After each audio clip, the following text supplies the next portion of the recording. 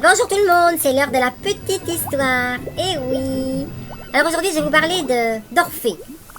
Orphée, c'est une petite légende adaptée de la mythologie grecque. Oui, dans la mythologie, il y a mytho. Bon. Orphée était le poète et le musicien le plus célèbre de la Grèce antique. Apollon. T'as déjà entendu parler d'Apollon?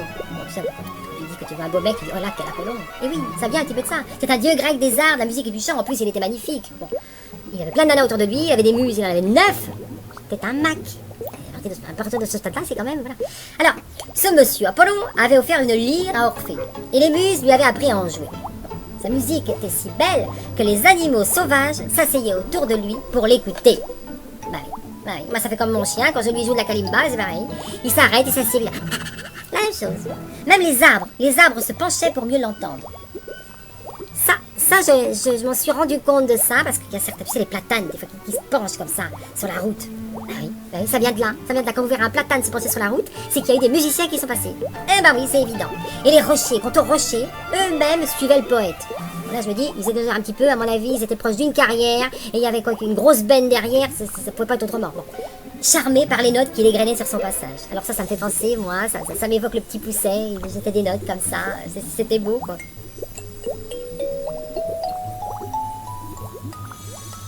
Eh oui, c'est pareil. Orphée voyagea dans de nombreux pays. À son retour, donc, il s'installa en Thrace. Oui, Thrace, tu sais où c'est? Entre Lézignan et Narbonne. Non, c'est pas entre Lézignan et Narbonne, je crois pas. Alors, Google. Ah non, c'est entre la Bulgarie, la Grèce et la Turquie. Alors, où il épousa la nymphe Eurydice. C'est pas de prénom, c'est pas, elle s'appellerait Catherine, Nicole, Simone, c'est pas, mais Eurydice, bon. Mais un jour, celle-ci mourut, mordue par un serpent. Ah ça loupe pas. Alors, Orphée était désespéré de la mort de sa femme. Il décida alors de descendre aux enfers pour la reconquérir. Tu m'étonnes. Descendre aux enfers pour la reconquérir, à mon avis, il va pas rester grand-chose. Cela n'était pas chose facile, car les enfers étaient gardés par Hadès. Tu sais Hadès, tu sais qui c'est? C'est le frère aîné de Zeus. Oui, Zeus, tu sais, le dieu de l'univers. Enfin, un des dieux, parce que c'est les trois, je crois, comme les Dalton. Et Perséphone, oui, il est gardé par Hadès et Perséphone. Perséphone, c'est la fille de Zeus, donc la nièce d'Hadès. C'est un petit peu compliqué tout ça. Bref, ils étaient deux. Oh là, j'avalais le chat, j'avalais Zeus, Perséphone et tout le cirque. Alors, Orphée emporta sa lyre et commença à jouer. Il jouait si bien qu'il attendrit Hadès. Il était filou le petit, hein. Alors, celle-ci lui permit de ramener Eurydice vers le monde des vivants. Mais à une seule condition. Orphée devrait marcher devant et ne jamais se retourner. Alors ça fait penser à un truc, tu sais, 1, 2, 3 soleil. Tu sais, quand t'étais petit, c'était ça. Ouh, tu ne retournes pas. Alors, une fois au grand jour, il saurait si Eurydice l'avait suivi. Alors, un long voyage commença dans les noirs souterrains des enfers. Orphée marchait devant. Il jouait sur sa lyre des airs qu'il inventait en pensant à sa femme. À quelques pas, sans un bruit, Eurydice le suivait, comme une ombre parmi les ombres. Guidé par la musique d'Orphée. Autour d'eux, tout se taisait. Bientôt, la sortie fut proche. Et là-bas, au bout du souterrain, on apercevait déjà la lueur du jour. D'ailleurs, une lumière là-bas, tu la verras peut-être, là-bas. Alors, Orphée ne put résister évidemment au désir de revoir Eurydice. Bah, c'est évident, le trajet, tout ça. À quelques pas de la sortie des enfers, il se retourna vers sa femme. Devine ce qui pouvait se passer. Un truc de ouf. Non. Mais non, pas du tout, elle ne se jeta pas à son cou.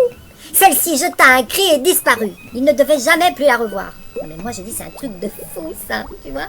Il fait tout ce voyage pour la revoir. Qu'est-ce qu'elle lui fait? Elle lui claque la porte au nez. Je veux plus te voir, je m'en vais. Mais c'est horrible. Enfin, en même temps, c'est toujours ça quand tu recontactes tes ex. Quand tu les revois, eh ben, 10 ans j'ai été avec lui. Ah, quand même. Bon. Revenu dans le monde des vivants, Orphée, désespéré, mena une existence misérable. Ah bah oui, il s'est sans doute mis à boire, les sorties, les filles, étaient complètement paumé, quoi, Orphée. Il se réfugia dans les forêts sauvages de Thrace. Voilà, il se réfugia. Et se refusa à tout contact humain. Ah oui, là il en avait pris plein la gueule, tu vois, là, il était mal évidemment. Oui, on dit que les femmes, d'ailleurs, de Thrace, jalouses de l'amour qu'il portait à Eurydice, finirent par lui vouer une haine mortelle. Bah oui, mais tu m'étonnes. S'il était sans arrêt en train de parler de son ex, bah oui, avec Orphée, je faisais ci, bah oui, avec... non, pas avec Orphée, avec Eurydice, je faisais ça, avec Eurydice... Ah oui, non mais ça te fout la haine quand même, tu comprends? Un jour, donc, elles se saisirent de lui et le tuèrent. C'est allé jusque-là quand même, hein. Elles jetèrent sa tête et sa lyre dans le fleuve. Oui, mes amis, tout à fait. Mais, à leur grande horreur, la tête continua à chanter, tandis que le courant l'emportait vers la mer. Ça me rappelle un truc, ça. Ma grand-mère, quand elle fait les canards, elle continue à courir. Tu sais, elle a coupé le cou, il continue à galoper. Bon, bref, on revient à l'histoire. Elle navigua quelque temps, la tête d'Orphée, tu suis, et les courants la portèrent jusqu'à Lesbos. Là, elle fut transportée donc dans une caverne où, nuit et jour, elle émettait des oracles. Tu vois, des lumières comme ça, avec des jolis messages, sans doute des trucs. Waouh, waouh. Alors Apollon, tu sais Apollon, le beau mec, tu vois, le Mac, qui voyait ses propres oracles désertés, c'est vrai quoi, se fâcha et ordonna à la tête d'Orphée de se taire.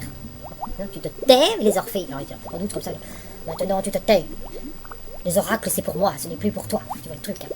Bon, la tête demeura désormais silencieuse. Alors, la lyre d'Orphée, qui était, elle aussi parvenue jusqu'à Lesbos, avait été déposée dans le temple d'Apollon. Puis elle figura par la suite dans le ciel parmi les constellations. Quant au reste d'Orphée, il fut recueilli, je crois que c'est ça, oui, furent recueillis par les muses qui les ensevelirent au pied du mont Olympe. Elles ont récupéré les petits bouts, oh les pauvres. Bon. Alors, en fait, cette histoire, c'est l'histoire d'Orphée, ça symbolise le mythe du poète, qui ne peut vivre sans son imagination créatrice, et que son œuvre conduit jusqu'au mystère interdit à tout être humain, en fait. C'est ça, hein? Bah oui, oui. Ah, c'est quand même une histoire tragique, l'histoire d'Orphée, vous êtes d'accord? Alors, c'est l'histoire d'Orphée et d'Eurydice, depuis Virgile et Ovide. Oui, les métamorphoses, tout ça, a donné naissance à une grande littérature musicale et artistique. J'en sais des trucs. Hein. Wikipédia, ben oui. D'ailleurs, elle a inspiré nombreux musiciens. Ben oui, Monteverdi, Orfeo, je crois, Jean-Sébastien Bach, Offenbach, Klederman, Bruel. Non, les derniers, c'est pas sûr. Mais enfin, en tout cas, elle a été source d'inspiration, cette histoire merveilleuse, c'est une histoire d'amour, voilà, c'est-à-dire une part d'imaginaire, tout ça. Hein. Donc, eh bien écoutez, sur ces quelques notes, on va se quitter. Hein. Il est où le bouton? Il est où le bouton? Il doit être là. Oui, c'est ça. Il est là le bouton. Bon, surtout, vous n'hésitez pas à vous abonner et à liker. Je vous fais des gros bisous.